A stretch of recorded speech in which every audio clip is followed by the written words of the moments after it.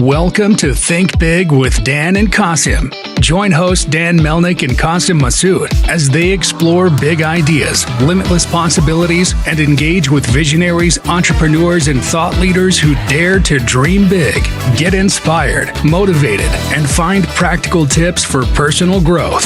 Think big, dream bigger, and ignite your potential. Welcome to Think Big with Dan and Qasim. Our guest today is Tim. So Tim, if you want to go ahead and introduce yourself, tell us where you live and what you do. Sure. So my name's Tim Gosnell. I live in Denver, Colorado. It's a beautiful summer day outside. The mountains are glorious. One of those things. It's why we live here. I run a company called Common Thread AI, and that is a customer outcome AI MSP. So yeah, we've got a platform, but really it requires way more work than a SaaS thing. So we'll say it like that. Awesome. So yeah, I'm just curious more about your background. Like, what did you do before this? Like, how did you get an idea for this company? Well, I think that if you are in customer anything AI, you're interested in the dynamic between people in general, right? What does that look like? How do we get more resonance there? How do we get more traction? How does that go in the direction we'd like it to go? And from my point of view, that's not just money, right? Just money is the point of view that I think a lot of the SaaS companies and a lot of the automation companies had for, the last decade. I think that era is over. We're seeing that kind of in general. Everybody wants personalization now. What is personalization? That's a relationship. So how I got started in that, or specifically interested in that question, was my first AI company got taken out by a really crappy relationship that just wasn't maintained well. And after I dove back in and pulled the customer journey information and did all of the research on why this relationship went so bad, I went, oh crap, it was always here. We could have known. And that uncovering, the unearthing, what's the word I'm looking for? The going and pulling the golden idol out of the temple with the boulder chasing you, trying to destroy you kind of scenario, that where we just go and find out what it is. Doesn't need to be like that. We can actually be in front of it, and that's not just automation. Yeah, for sure. Well, I guess so in terms of like that previous company that you had to kind of pivot or shut it down and start this one, what year was that, and in what year did you start this company? So we started Common Thread about 3 years ago, and the end of that previous one was just before that. Got it. We'd been in the AI space. We'd been doing AI personas. Let's say it like this. Most people don't, when they get started in AI, don't really understand what all these numbers mean, what machine learning is producing, all of those sorts of things. And you think it means things that maybe it doesn't. So that's kind of the common thing, like with statistics. You see this a lot.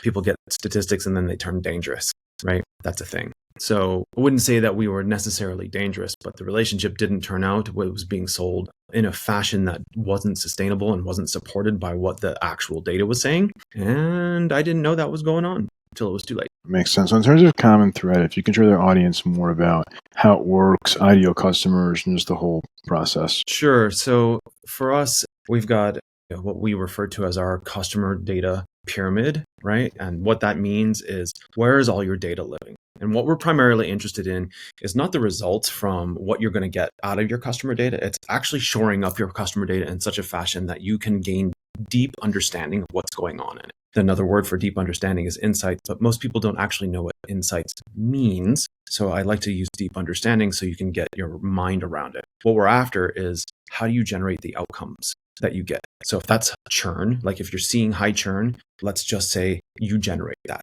right? If you're seeing high retention, you generate that. If you're seeing good profitability or poor profitability, same equation there. So churn or retention, profitability, growth, customer lifetime value, all of those things are pieces that I'm interested in. And what that looks like is, we want to map customer journeys, and we want to put all those customer journeys that are mapped on the same map, so we can understand how we get outcomes, how we get profitability, whether it's good or bad, how we get retention, good or bad, how we get all of those pieces. And when you can actually see what's going on, that enables you to make choices.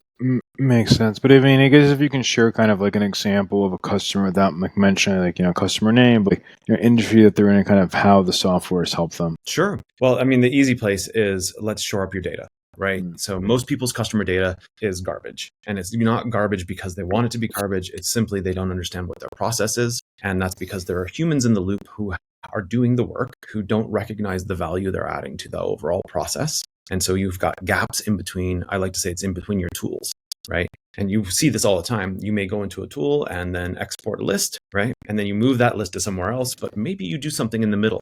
Maybe you clean up that data. Maybe you remove columns in the data. Whatever that is, that work is where data is being lost, right? Or being transformed. Let's say it like that. And those places, you can get lots of various things going on. So as an example, if you are moving data into your CRM from whatever tool, you might have various date formats in there. And when you go to import that, it blows up, right? So this is a really simple example. And you may say, how does this lead to customer outcomes? We can connect the dots, okay? The point is, you don't have to have that.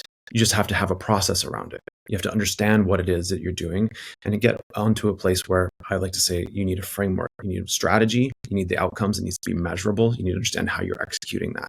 And when you get into that place, right, and start looking at this from not, oh my God, I need to find a solution for this in a reactive state, but start getting in front of it, that's where it becomes powerful. And so That makes sense. one of the things that we do, and we've done pretty successfully, is help RevOps companies actually migrate people from spreadsheets into CRMs, right? And getting all the data collected that they've got spread all over the place into one place and doing that in an agentic AI fashion. So you don't have as much work to do. Makes sense. So I guess in terms of how you've grown this business, has it been through cool outreach on LinkedIn, conferences, events? Like what's been the best way for you to actually go and like get customers? So really networking more than anything else. And I think that speaks largely to the era of customer acquisition that we're in, where people want to know people, they want relationships. Yeah, I do LinkedIn cold. Yeah, we're doing the video marketing piece because that's where everybody's moving.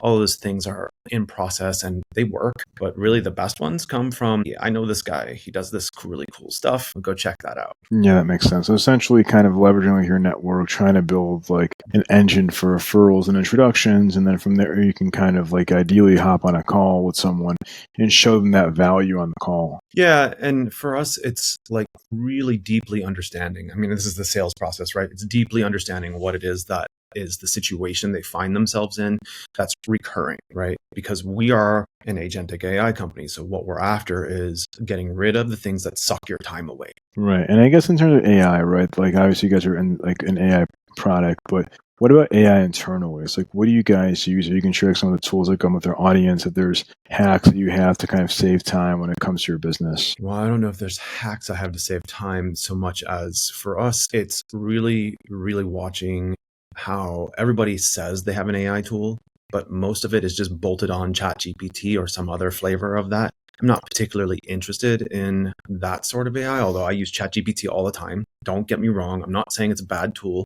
What I am saying is if you want to truly use AI, then you actually have to come up with what you want to do with it and look at the options that are available to you and not just say, hey, I'm going to throw this at ChatGPT, because while ChatGPT can save you a ton of time in like summarizing information or categorizing things or doing all sorts of things like that and generating things in your voice, that's one of my most fun uses for it.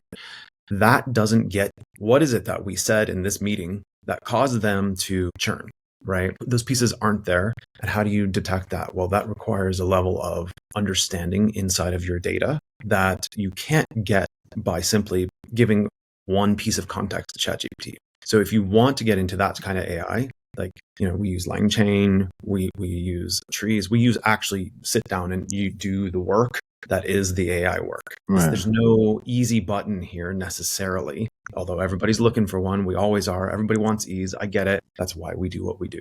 That's why we take away the technical part and talk to you about what it is in your business you're looking for. And we'll sit down and develop a plan with you to make that work. Right. What about, obviously ChatGPT, for day to day, what about Claude, for example? Well, I use Windsurf all the time, right? Right, and right. That's the base engine, LLM engine underneath Windsurf. You can swap it out. Don't get me wrong. There's always that, but Claude is in there. It's very useful. What you'll find is all the LLMs have their own kind of specific things they're really good at, right? And I would argue you should go with their specializations.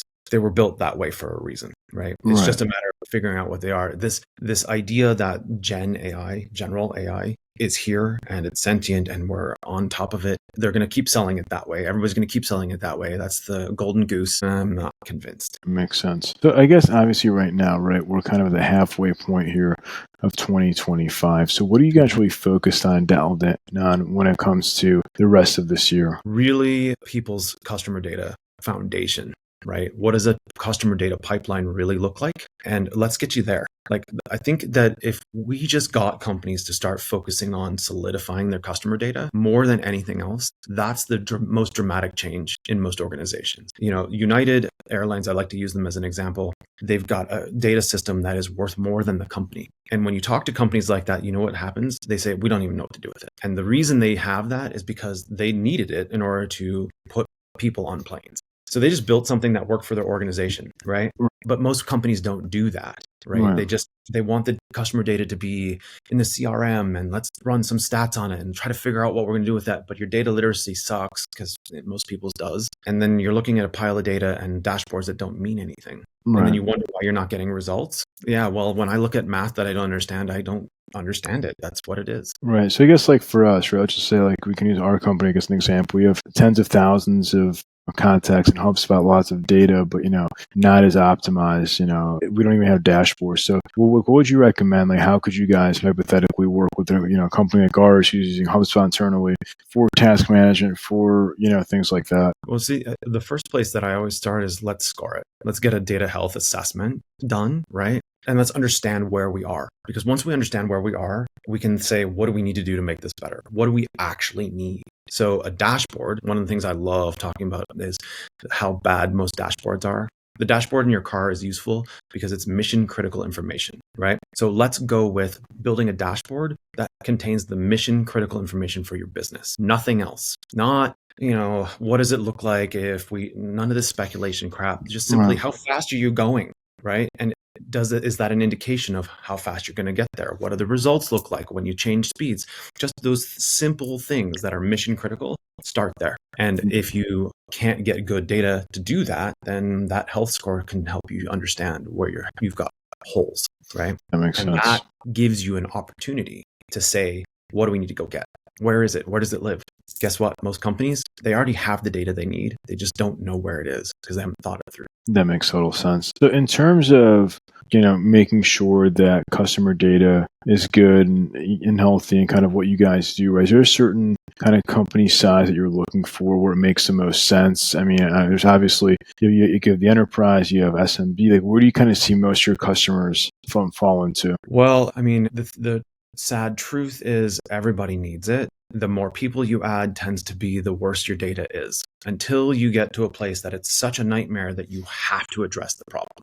I would rather see people on that road earlier, right? So I've got some customers that are sitting at 4 people, right? I've got some customers that are sitting at 20. That's kind of where I've been working because let's get in there ahead of time. And for us, when we're building out models, the more people we add into this mix, the more complicated it gets. So ideally for us, if we really if we want to look at a deal and say, oh, wow, that's an amazing deal for us, that would be 250 people, right? And I'm talking about that operations and go-to-market side, so both sides. Makes sense. So if you could go back in time to before you started this business, what is the one biggest piece of advice that you wish you knew? Pick an audience, literally. That's it right there. Pick an audience, not look for an audience. Pick one, right? Don't go out there and say, I want to build something and I'll just figure out who can use it. Don't do that. Pick an audience, go into that audience, start looking at the things that they talk about and the things they're working on, find the situations and apply your knowledge to that. Makes sense. Literally